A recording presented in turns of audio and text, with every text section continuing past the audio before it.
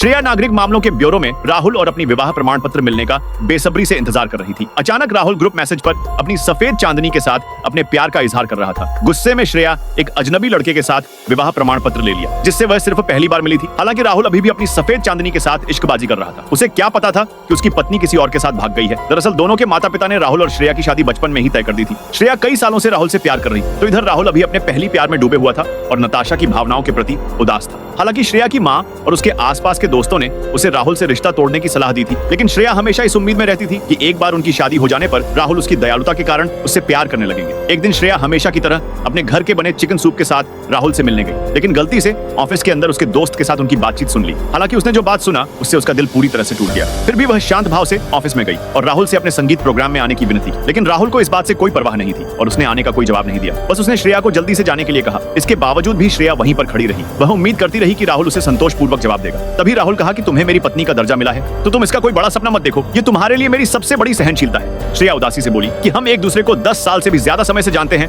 और तुमसे शादी करना मेरे लिए सहनशीलता है। मुझे इस तरह की सहनशीलता की जरूरत नहीं है। श्रेया अपनी बात खत्म करने के बाद चुपचाप मुड़ी और चली गई। निश्चित रूप से जिस व्यक्ति की उसे उम्मीद थी वह उसके संगीत के प्रोग्राम में नहीं दिखा। संगीत प्रोग्राम के बाद श्रेया निराश होकर मंच के पीछे लौट आई। इस दौरान उसे अपनी सबसे अच्छी दोस्त से एक तस्वीर मिली। तस्वीर से पता चला कि राहुल अपने सफेद चांदनी के साथ डेट पर गया था। हालांकि यह खबर ने उसकी दिल तोड़ दी, लेकिन श्रेया के दिल में अभी भी उम्मीद की एक किरण थी, क्योंकि आज वह दिन था जब उन्होंने मूल रूप से शादी करने की योजना बनाई थी। विवाह प्रमाण पत्र के लंबे इंतजार के बाद वह ग्रुप मैसेज में राहुल को अपने पहले प्यार के साथ सफर करते देख वह पूरी तरह से निराश हो गई। दोस्तों, अभी कहानी खत्म नहीं हुई है। अगर आगे देखना है सब्सक्राइब करके नेक्स्ट पार्ट लिखो।